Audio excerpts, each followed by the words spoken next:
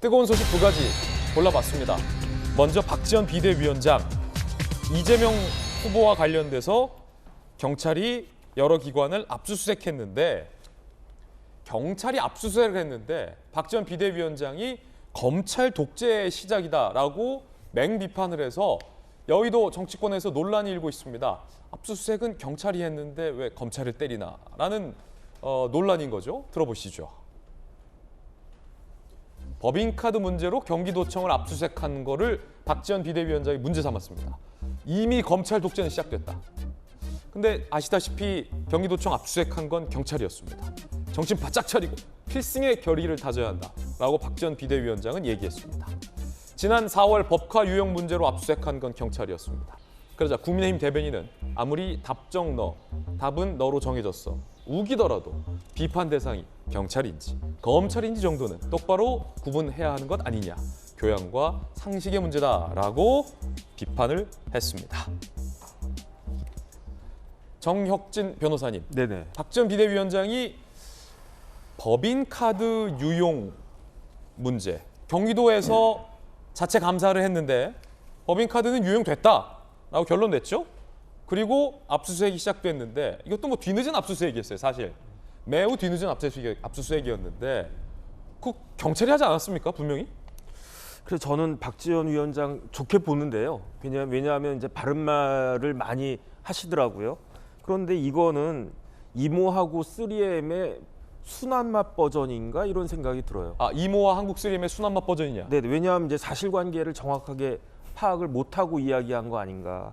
왜냐하면 이게 그 범죄 혐의는 업무상 배임이거든요. 업무상 배임은 검찰이 직접 수사를 하려면 5억 원 이상이 돼야 돼요. 네. 그런데 5억 원 이상이 되리라고는 저는 생각을 못했기 때문에 이거는 검사가 수사할 수 있는 영역이 아니다라고 생각을 했었단 말이에요. 그래가지고 이제 경찰이 압수수색해가지고 중간 결과 비슷한 거를 밝혀냈는데 근데 제가 그때 깜짝 놀랐단 말이에요. 왜냐하면 업무상 배임 금액이 5억 5천만 원이라고 그랬던 것 같아요. 그래서 이게 5억이 넘어갔어? 그래서 어떻게 5억이 넘어갔는가 봤더니 그냥 법인카드 쓴 것 말고 그 사무관을 그 연봉까지 몇 년치 연봉까지 다 합치니까 그래서 경찰이 이렇게까지 이걸 갖다가 심하게 봐나?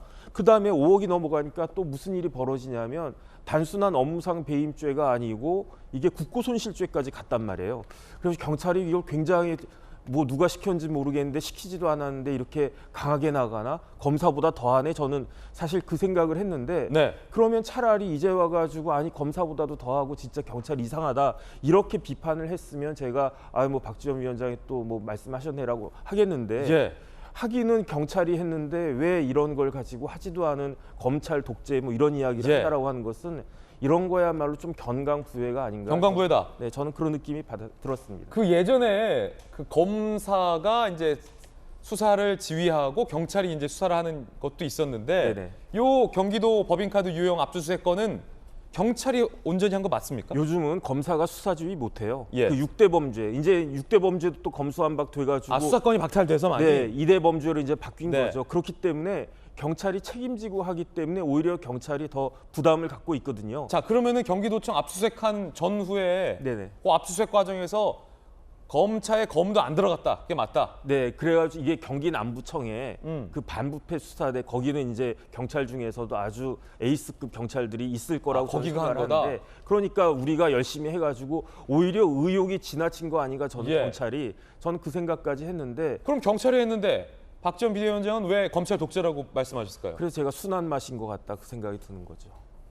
뭐의 순한 맛이요? 그 3M과 이모의 순한 맛 아까 버전이 말씀하신 아닌가 부분. 저는 그 생각이 드는 겁니다. 박지원 비대위원장이 이 같은 논란이 일었습니다.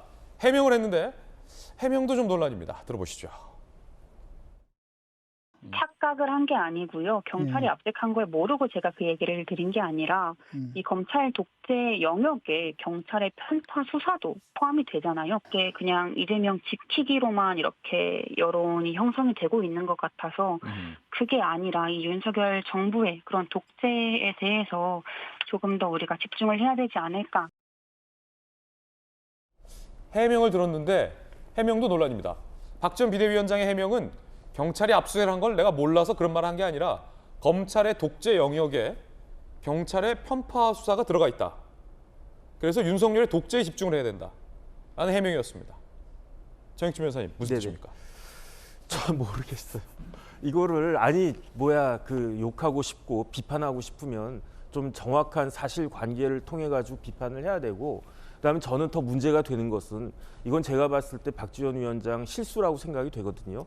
내가 실수했다. 뭐 사람이 살면서 실수할 수도 있는 거 아니겠습니까? 그다음에 아직 나이도 굉장히 젊으시고 정치 시작한 지도 얼마 안 됐기 때문에 내가 좀 이렇게 그런 의욕이 넘쳐가지고 이런 말을 했기 때문에 좀 잘못됐다. 이렇게 한마디만 하면 될 거를 그거 아닌 거로 막 자꾸 덮으려고 하니까 더 희화화되는 것이 아닌가, 전 안타까운 마음까지 듭니다. 자, 그러면 혹시 손정희 변호사님은 해석할 수 있을까 봐. 검찰의 독재 영역에 경찰의 편파 수사가 포함되어 있기 때문에 경기도 법인카드 유용 경기도청 압수수색을 한 경찰에 대해서 검찰의 독재다라고 얘기했다는 게 무슨 뜻입니까?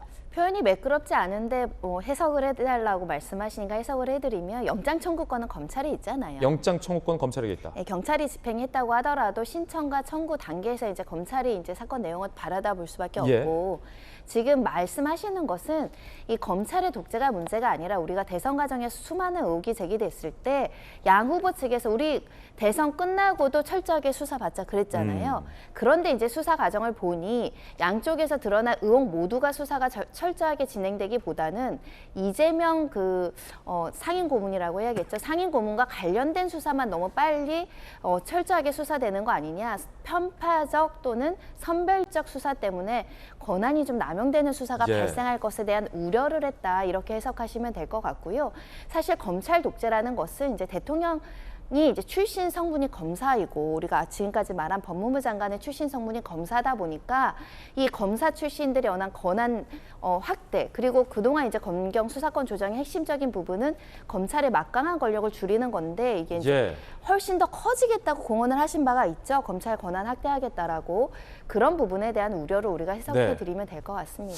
그렇군요. 손정희 변호사님 말씀 들으니까 고개가 좀 끄덕이는 것도 있는데, 그렇다고 경찰이 청구한 영장을 승인했다고 경기도청을 압수수색한 경찰 수사를 검찰 독재다라고 한 부분이 착각한 게 아니다라는 박지원 비대위원장의 말씀을 도통 알 수는 없습니다. 착각하신 겁니까? 안 한 겁니까? 저한테 물어보시죠. 예.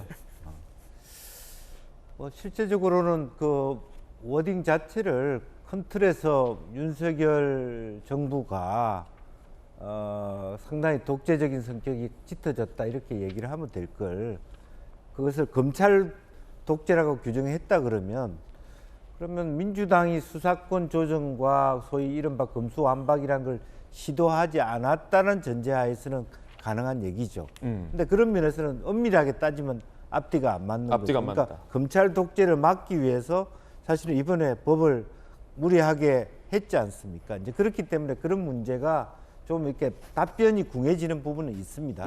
다만 이제 아까 우리 정 변호사 말씀하신 대로 아직도 좀 정치 초년생이다 보니까 그런 부분을 좀 뭐 경찰과 검찰의 엄밀한 구분이 적절하지 예. 못했다, 미세하지 못했다, 그렇게 이해해 주시면 좋을 것 같습니다. 그렇군요.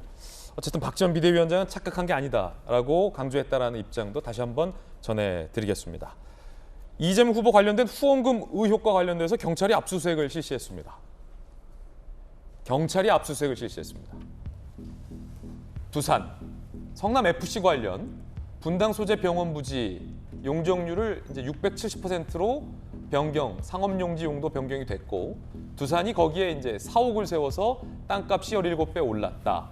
그리고 성남FC에 42억 원 후원금을 냈다라는 의혹이죠. 의혹입니다. 경찰이 어제 두산건설과 성남FC를 압수수색했습니다. 그리고 당시 성남시장은 이재명 시장이었고, 이재명 시장은 2년간 성남FC 구단주에 재직한 바 있습니다. 물론 이 의혹에 대해서 예단할 수는 없습니다.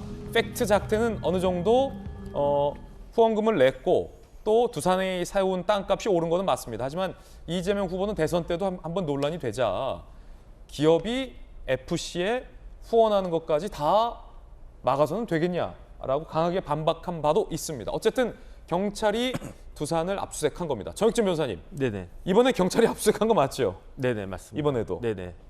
그런데 이게 어떻게 된 거냐면요. 2018년 6월 달에 고발이 됐는데 경찰이 분당 경찰서에서 고발된 이후에 계속 들고 있다가 작년 2월 달에 전담팀 구성해가지고 7월 달에 수사를 어떻게 했냐면은 이재명 후보에 대해서 서면 조사만 하고 그러고 있었어요.